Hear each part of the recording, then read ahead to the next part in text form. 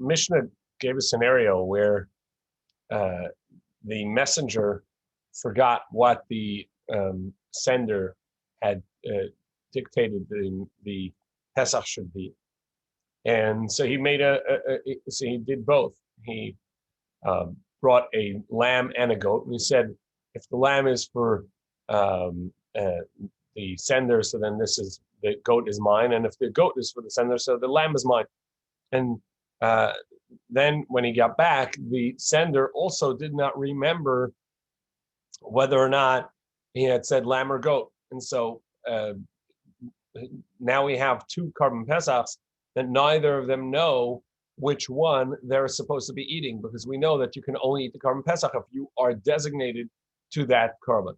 So now we have two people that do not know, so it's a valid Korban. However, even though that it's a valid Korban, they cannot eat it.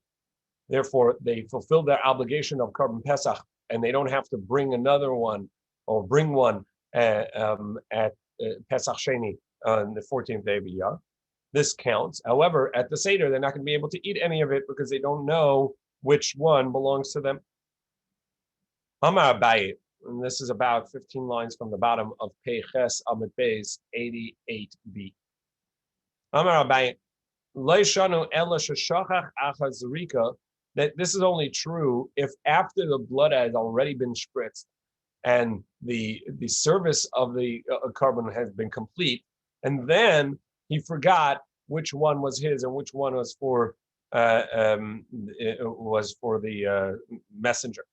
The be'idna is direct dam, and therefore at the time that the blood was being spritzed, the owner at least, or one of them at least, remembered which one was for the messenger, which one was for the owner, and therefore the be'inna, the isdareks at the time that the blood was being spritzed, have a chazi la'achila. So the Korban was edible, was worthy of being eaten by one of them or both of them.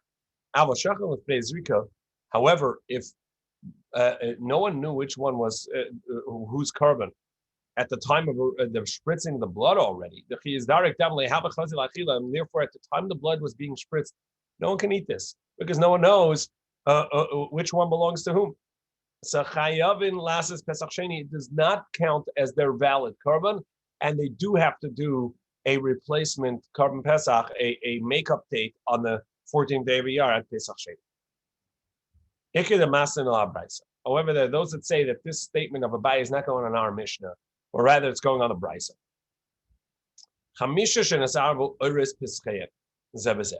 5 people are making their Korban Pesach. They made it. They brought it to the Beis Hamikdash. It was shechted. The blood was spritzed, and now they're roasting their lambs. So they skin the animal, and they have the hides off to the side, and they're roasting the animal. As it's roasting, one of them is looking at the skins, 5 skins that are now confused, and nobody knows whose is whose, and they notice that one of them has a blemish that would make it invalid. And they find a wart, a type of blemish that would invalid the Korban on one of the hides, and they have no idea whose Korban it is that we now know is invalid, and there are 5 Korbanos roasting there. So none of these can be eaten, because each one of them you have to be concerned that there's a blemish. The hide that has a blemish was from this one, so you can't eat it because it's an invalid Korban. So that night they're not eating their Korban Pesach. So that part we know. The lambs have, or the goats, whatever it is that they have to be taken out to be burned once the morning comes, and it's leftovers. So the next morning, in the first day of Chol Hamoed, it's going to be burned. But the idea is neither of them can eat this Korban. However, the Korban is valid enough that they're going to bring a Korban Pesach, that it counts as if they were successful in bringing Korban Pesach, because we only found the blemish later. So 4 of them for sure had a valid Korban Pesach. So none of them have to bring a Pesach Sheni, the makeup date Korban Pesach.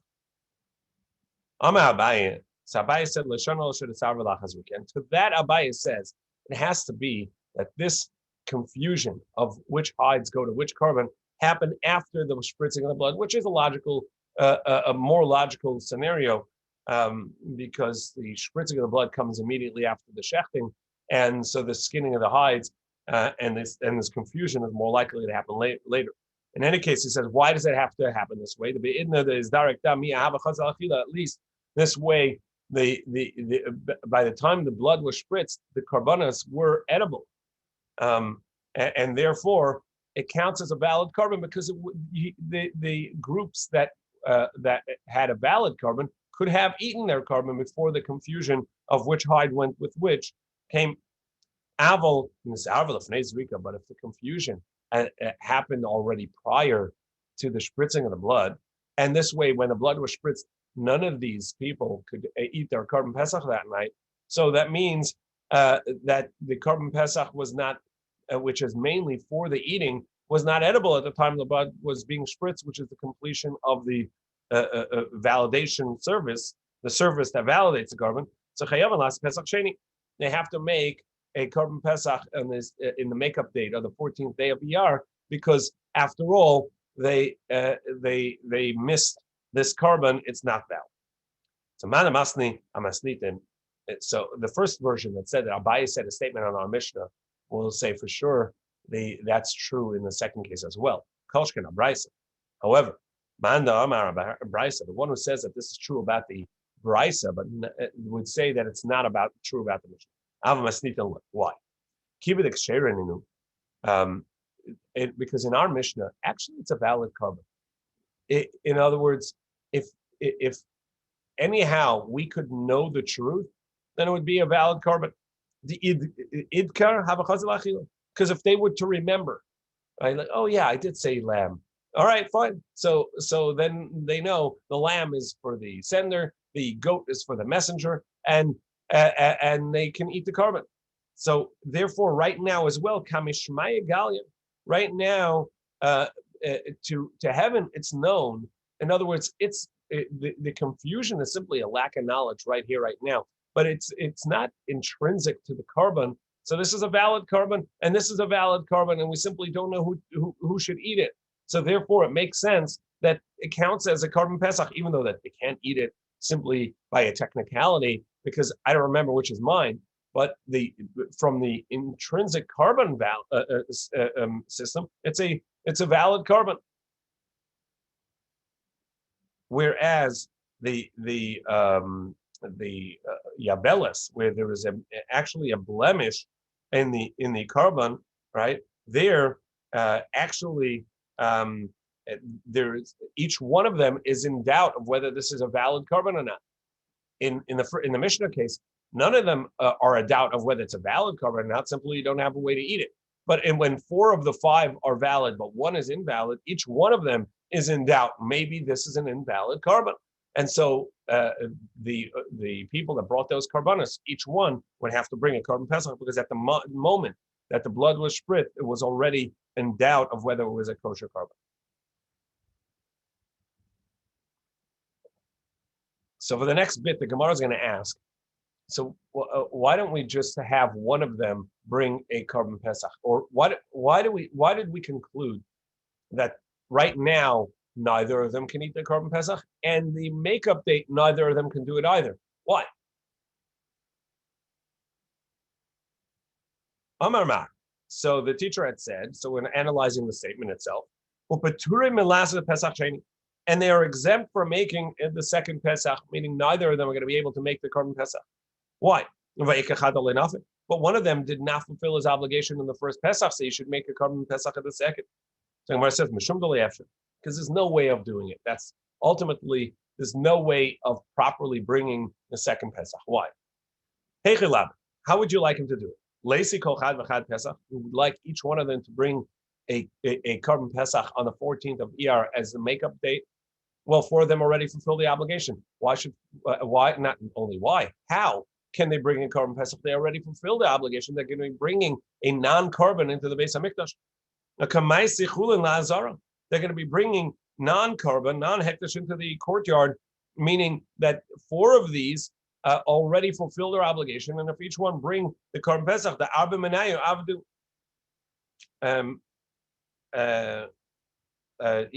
4 of them already brought a carbon pesach validly.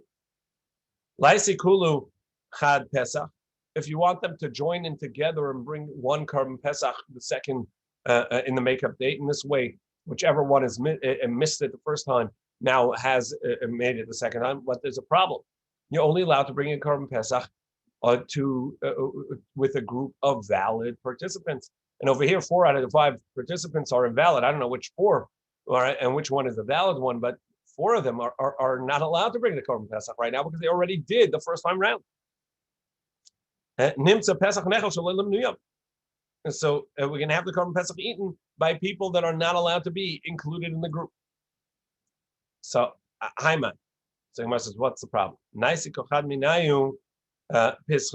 So each person should bring their Korban Pesach independently. So we have a group of 5, 4 of which had already fulfilled their obligation the first time around, but we don't know which one is the one that didn't.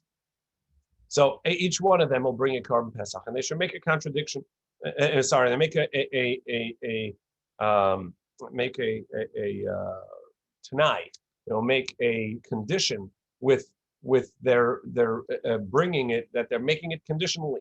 If I am obligated to bring a Korban Pesach, this is a Korban Pesach. If I'm not, this acts as the more general group of Korban Pesach, which is Shalomim.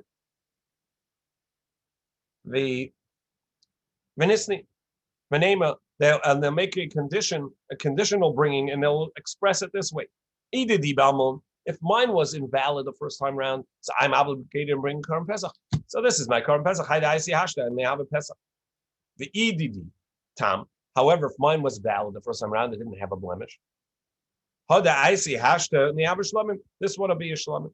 So the Gemara is working to try and figure out how to bring this Korban Pesach for this group the second time of the makeup date, and says, we got an idea.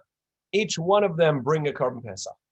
However, as we know, a Korban Pesach, when it's brought not on its time, not on its date, it can be brought as a Shlomim, as the general group of Shlomim. So let's do that. Let's have each one of them bring the Korban Pesach and make a condition. I'm bringing this condition. If I'm obligated in a Pesach, this is my Pesach. And if I'm not obligated in a Pesach, well, this is a Shlomim, which is a Pesach that can be brought the rest of the year as a Shlomim. The Gemara says, that you can't actually do that because there are different halachas. So the Gemara is going to have a variety of different halachas that are going to be problematic with this. And now at the top of Pei Testament Aleph, 89, 89a. Mishum the Ikar Chazavashim. So the issue, the reason why you wouldn't be able to bring the Korban Pesach, this group of 5, which one of them had an invalid Korban Pesach, and we don't know which one is which.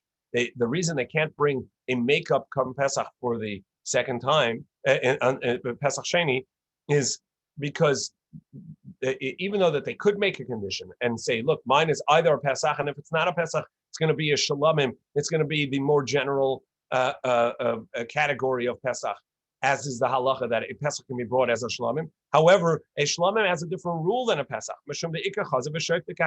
Because by Shalomim, there's a gift part that goes to the Kahanim, which is that you give the Kohen the chazeh and the shok, the brisket and the shoulder, the thigh.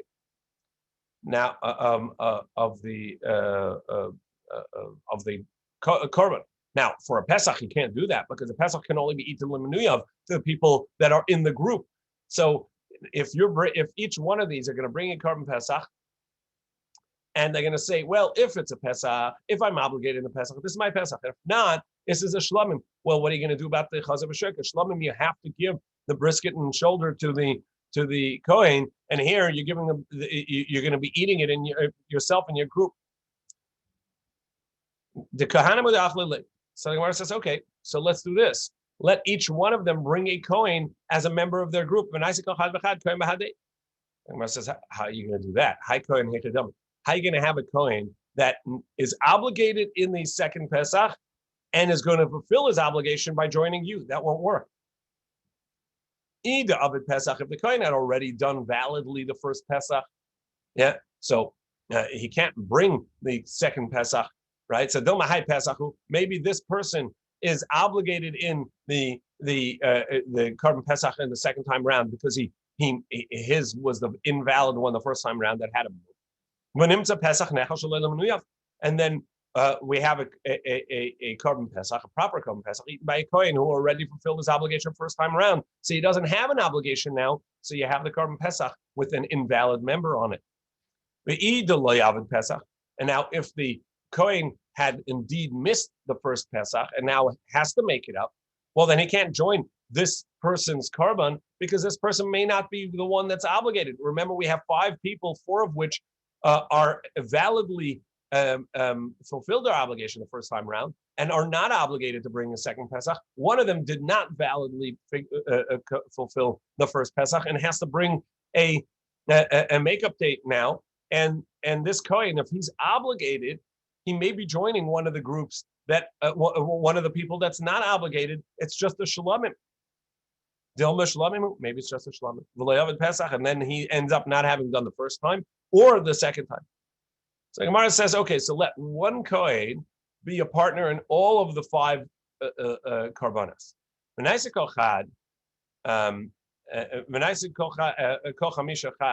That each one will bring one Kohen. The Pesach, and that Kohen had missed the first time round. And he will be joined on all the 5 psachim. And each one of them is saying conditionally, if I'm obligated in a Pesach, this is a Pesach and the Kohen's in my group. And if it's not, this is a Shlamim and the Kohen's not in my group because you don't need groups with Shlamim. And if each one of them says that, so now there's only one obligated Korban Pesach. Whichever one that is has the Kohen on its group. Because at least one of them didn't do the Korban Pesach, and then the Kohen is fulfilling it with that. So Gemara says, you're right. That would work. So the reason that we can't do the Korban Pesach the second time round is not because you don't know who to give the brisket and a leg to. A Korban Pesach can only be eaten that night. A Shlamim is allowed to be eaten the next day as well. You're not allowed to minimize the time of a Korban because you have to fulfill the obligation of eating the Korban in the allotted time. The Pesach can only be eaten really that night. It's brought in the day and eaten at night. The Shlamim has an additional day as well. So the Gemara says, okay, that's true if you bring it as a brand new Korban Shlamim. However, if you bring it from the leftovers of a Pesach, then it has the same rules. The halacha is, we've seen that if somebody had dedicated a Korban as a Pesach and missed the Korban Pesach time, meaning, let's say they lost it and so they brought a replacement and then they found it. So by the time they brought the replacement is when they found it. And at that point, you have a Korban Pesach that was dedicated as a Pesach, but you don't need it anymore. So that's called Moser Pesach, the leftovers of a Korban Pesach alive, a lamb that had been dedicated to Korban Pesach that's alive and well and left over. So that can be brought as a shlamim later, and we've seen that. But what we're seeing now is that this shlamim that you're bringing as a leftover, as something that was once a Korban Pesach, has the same time limit as a Korban Pesach. You can only eat it for that day that it was brought and the night, and you can't eat it for the second day that classically a shlamim can be brought. V'nema, and this way you can say, if mine is the blemished one, the one that I'm bringing now have a Pesach. When this is a leftover Pesach, so it makes sense. It's a Pesach that I'm rededicating as a Pesach second time around. However, if mine was a valid Korban, and so I'm not obligated in a Korban Pesach right now, and I'm bringing this as in doubt, so then this will be a shlamim. And even though that a shlamim is typically allowed to be eaten longer, the Moser Pesach, but if it's a leftover Pesach, it's only eaten for one day. So the Gemara says, can you dedicate something as a Korban Pesach in order to have a leftover? Where are you going to find this? You're dedicating it as a Pesach, but it's not even valid as a Pesach. Can you leave something over to be a leftover Pesach? And then you're going to bring a leftover Pesach from it. Ela mishum smicha. So that's not the reason. The reason is not because it's a leftover Pesach, and that can't be eaten, because you can bring it from a leftover carbon Pesach, even though not one that you're dedicating, but one that was found from the community. So rather, the reason is because there's another halacha that's distinct between Pesach and Shalomim. The halacha is that certain karbanos, there would be an obligation of leaning on the carbon, of doing smicha, as sort of giving over your obligations onto the carbon. The ilu Pesach by smicha, and Pesach does not require smicha. Ilu maser Pesach, but the Shalomim by smicha doesn't need leaning. So the Gemara says hatenach carbon anoshim. The Gemara says, yeah, that's true if you're talking about men. Carbon anoshim Michael Mema. Women are not obligated in smicha, as the Gemara tells us later that they would do smicha out of a gift, as it were, but not an obligation. So Michael Mema. So if this was a woman's carbon, she should be able to have a makeup date. So rather, it's something else, because how would you spritz the blood on the mizbeach? The question in the Gemara is, why did these 5 people, who one of them had an invalid carbon, we don't know which, none of them can bring the makeup date carbon in the 14th date? And the reason is because, and the way they should be able to bring it is each one bring conditionally a carbon and say, this is either my Pesach if I'm obligated. If I'm not obligated, it's a Shlomim. And the Gemara is saying, well, Shlomim has a different rule, and we're trying to find which specific different rule of Shlomim would invalidate, make it impossible to bring this conditionally. Well, if it's a Pesach, if I'm obligated in Pesach, it's a Pesach. And if I'm not obligated, then this is a Shlomim. What will be holding this back? So it could be either the leaning, and even for women, there's something else as well, because the spritzing of the blood is different. The ilu Pesach matana achas, because spritzing of the blood of the carbon Pesach is just one spritz.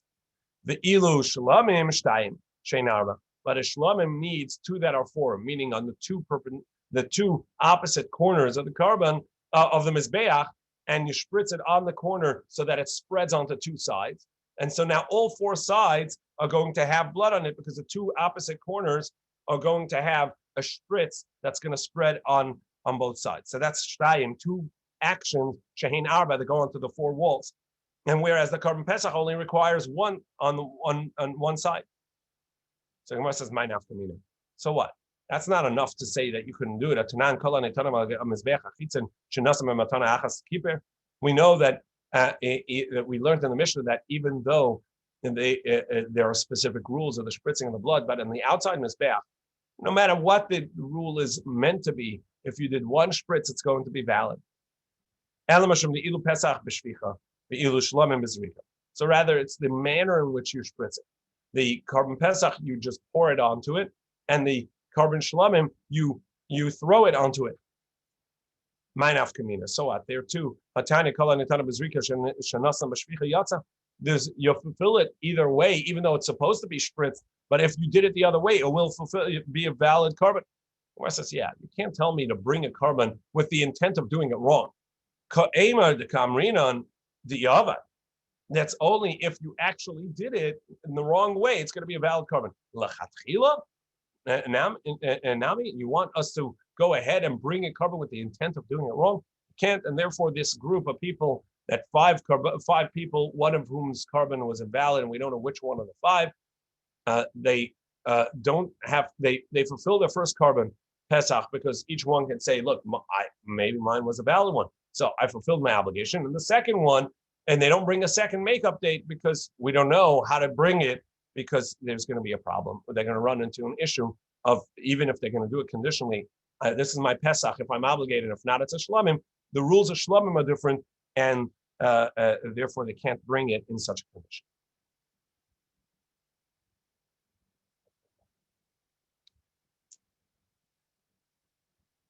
The Mishnah says, somebody says to his children, I'm going to bring the carbon Pesach, but I'm intending for the one of you that reaches Yerushalayim first.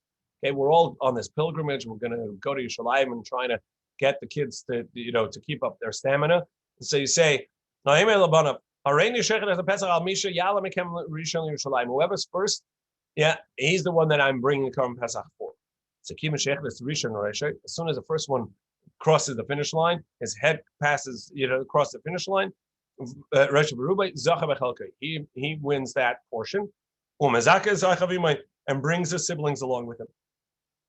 Now, Shmamina, from this we hear that Gemara says, Yesh Breira, that you can have a retroactive definition because the father brings the Korban Pesach, and later, by virtue of a race, one of them is going to be the designated one. And Amar Rabbi Echad says, no, our Mishnah doesn't mean that at all. Our Mishnah doesn't really mean that one of them was the one designated and the rest not. He's only doing this to encourage them to do the mitzvah with diligence. Dekanami, and we can see that indicated from the Mishnah itself. Because he brings along his siblings. Now, how does he bring along his siblings? If the siblings were not designated in the intent of the one who brought the korban, so the one person who joined can't bring along the siblings. If the father had really designated everybody as a part of the group, so from the start they were there, so that makes sense.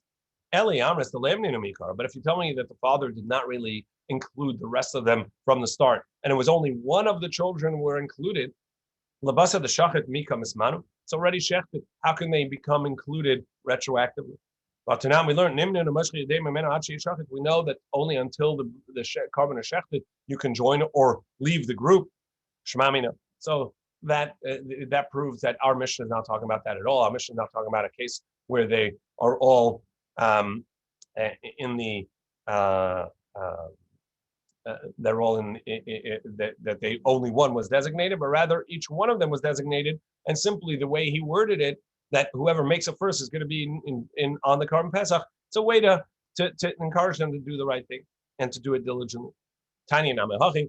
Indeed, we have a brisa that seems that way. Ma'asav Kadmu, because the brisa says indeed that there was a father who did such a race. Ma'asav Kadmu banas labanim, and the daughters beat the sons in racing up to Yerushalayim and Imsa banas rizas. We found that the daughters were being diligent, and the sons were being lagging behind, were being less diligent. Let's say it that way. In any case, so what we see is that this is not actually a conditional joining of the Korban Pesach, but rather it's it's just a way to encourage them to have the stamina to go and make it quickly. So the next Mishnah gets into this idea of when can people join and retract from being a part of the group. Can always join the group as long as there's enough for an olive size of meat for each one of the participants, of the menuyim, of the people designated on that korban. And we saw a few days ago what counts as edible to be kazayas, and then as long as you take measure and you say, okay, we have enough to have 50 people on this lamb, fine, because of 50 kazasim, so that's okay. So you can always join as long as each person has at least one kazayas. Rabbi Shimon says, I skipped the line. The first opinion in the Mishnah says that you can join or leave. The Moshkin is pulling away from the group, and until the korban is shechted. Once the korban is shechted, and the intent is of the shechting is for the people eating it, that locks it in. Whoever was in the group remains in the group, and no one new can join. However, Rabbi Shimon says until spritzing of the blood, and the Gemara is going to say that whether this means for joining or for retracting. So what's the first part? That everybody you can join as long as there's a kazayas, a kamashmalan. The idea over here, the first part of the mission is telling us that you need a kazayas for each one, and also that even if the entire group left, and an entirely new group joined, that's going to be okay. It doesn't have to be anybody left of the original opinion of the original group, not like the opinion of Rabbi Yehuda, who says that you do need someone, at least one person from the original group, to be still a part of it. And then we saw an opinion, two opinions of whether you can join or retract from the group or leave the group until they shech. And Rabbi Shimon says, until you spritz the blood. Abai says that's only in regards to leaving. The Rabbanan Savri Mihiyos Miseh Mechiyusa Deseh. It says if there's less people. Yes, John. Even the host can leave. That means we can have a group, a lamb. John is going back on the previous, asking about the previous Gemara, where it says that you have a lamb. Let's say 30 people were in that seder, and then the group entirely disbanded, and everybody went to somebody else's group.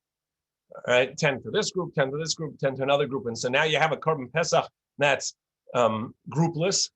So you have another group that's looking for a Korban Pesach. They say, all right, I wouldn't have to buy one. We have a lamb right here. And they all join on that. That's also okay, according to our Mishnah.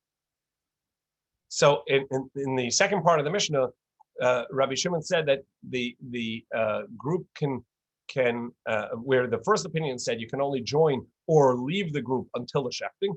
Rabbi Yehuda says, Rabbi Shimon says until the spritzing of the blood. So Abai says it's only talking about leaving the group. And the idea is the pasuk says, and if the household yimat means will actively become less, that's literally what it is. So it'll be too little of having a lamb. So the idea is that there are not enough people, so other people will join. But since it says yimat, it means that even if somebody actively left, and when is that mihiyos miseh, from being to a lamb, meaning to mihiyos michios, from the when the lamb is still alive. Rabbi Shimon Savar mehaviyos it's from the action of the lamb, meaning from all of the parts of the korban. So as long as the one part of the korban, the spritzing of the blood, is still yet to be done, so then you can leave yimat, you can leave the group. Avali manas, but to join the group, for sure, once you shechten, it's over. Because that the Torah says b'michsas nefashos, that it's shechted at the number of people. And then you shecht it, so you know that you can only shecht it for the group, and you cannot join the group later. Indeed, we have a brisa this way. That, like our Mishnah, the brisa says you can join or leave the group until shechted, the first opinion. And Rabbi Shimon says you can join until shechted, and you can leave until the spritzing of the blood. So this concurs with the Abai idea that, according to Rabbi Shimon, even though he says that you can it's up until spritzing of the blood, that's only leaving the group, but joining the group, everybody agrees you can only join once up until the shech. Now we're on Pei Tes Amud Beis 89b. Somebody who was a part of the group who brings an additional member into the group. So let's say there are 15 people on this korban. They're at the decided to have the seder together, and one person says, "Oh, by the way, I brought along someone else as a guest." They can tell him, "All right, you take a 15th of this lamb. You were in this group, take a 15th, and you split it with your guest that you brought. That make your own." He's going to eat his own together with his guest that he brought, and they eat 14 alone. And this is the opinion that we saw earlier on Daf Pevav about whether you're allowed to have a single Korban Pesach split into two groups, and that this would follow the opinion that you may split into two groups. If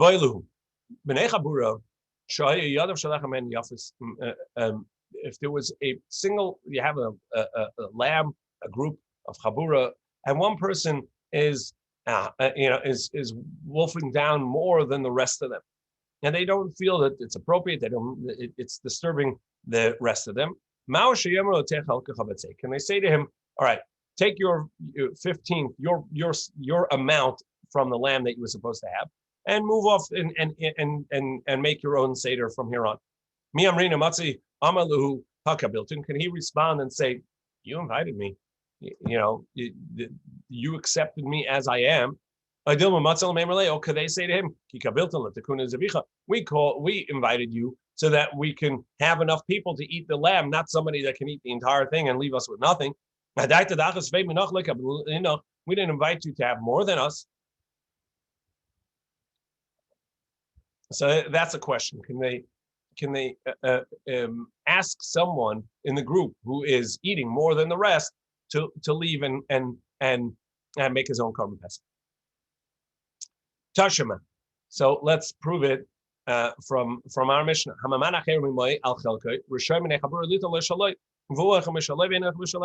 Our Mishnah, which said that if somebody brought along an extra person to the carbon and had designated him on the lamb before the shechting, but brought him along unbeknownst to the rest, so they can say to him, all right, take your 15th that we had agreed upon, and you split with that person.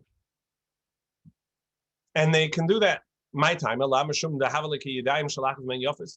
the reason for that? Because look, you're going to be eating more than the rest of us, and so you see that if somebody's eating more than the rest, that you can ask him to leave the group.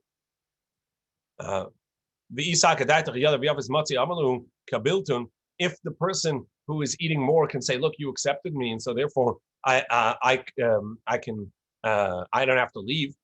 He too should be able to say, "Look, you accepted me, and I come along with this guest, and so and so you have to accept it." They say, no, it's not about the additional percentage of the carbon. It's Deus Shani over here. There's an extra person. They say, look, we know each other. That's comfortable for a carbon pesach. We don't want this person here, or we don't know who this is. We don't know who this person is. We're uncomfortable with the new person. John, I think what you're asking is that how can they bring along this other guest if it's already been shefted? Nobody can be added to it. The idea is the scenario is something like this: the 15 people join a carbon pesach, and they say, okay, person A, you go ahead and bring the pesach to Beis Hamikdash shefted and wait online while we are here and setting up. And he goes there and finds somebody before he shechts the carbon. He says, "Oh, will you make it? Who say to you?" And say, "Oh, actually, I'm not on anybody's group yet. Can I join yours?" Sure. And he brings him along, and so he's designated on this carbon prior to the shechting, but without the knowledge of the rest of the group. And that's where they say, "Look, we don't want extra people here, or we don't know this person. It's uncomfortable, or we don't like this person, whatever it is." But you can't. That's not the same as the question at hand, which is somebody's eating extra or more than the rest? Can you tell them to leave? This is not about eating more. This is about another person. But does it make a difference as to whether the person that was doing the inviting was one of the guests or the host? I don't know. That it's a good question. I guess what you're saying is, like, if one of them is the main host and everybody else is the guest, so then they expect that there's going to be more people. I think that this scenario is not the way we typically have it, like this one host and a bunch of guests, because a lot of these people were traveling in from out of Yerushalayim, and they're all guests, and so they're all sort of joining together and they're hosting together. None of them are really more hosts than the other, and that's why they're all saying, like, why'd you bring somebody new into the group without talking to the group? And we're not comfortable with that. And even if both of these people eat very little, the guy says, look, look at him, he's scrawny. What is he going to have? And one olive size, and that's it. And we were going to have 5 olive size eats. I'm just going to give him one of my olive size. Still, they could say, look, we're not interested in another person in the group. We don't know this person. We don't like the person. There's more opinions, which just that's the issue. It's the person, the extra person. We're not comfortable with a unknown person to us. It's not a great spirit of Pesach of inviting a guest, but nevertheless, the right is there. Tashama. So we're going to try and prove it from another halacha, which we saw in regards to a servant who is serving. So he's roasting the lamb, and he's the waiter, as it were, and he took a bite, and he had a piece of meat. So since he's a part of the group anyhow, if he's smart, he takes a little extra, he eats some more. And he can fill himself with it. And if the group would like to be nice to him, the Rabbi Yehuda said they can join in and come to eat with him. Now, and the idea is, since once he started eating there, he's not allowed to eat another place, according to Rabbi Yehuda. However, the group can join him and eat there. The Rabbi Yehuda. So ratzu in, if they want, they can join him. Loy ratzu loy. And if they don't want, they don't have to move. And the idea of then excluding him from the group is because it's a difficulty on us. And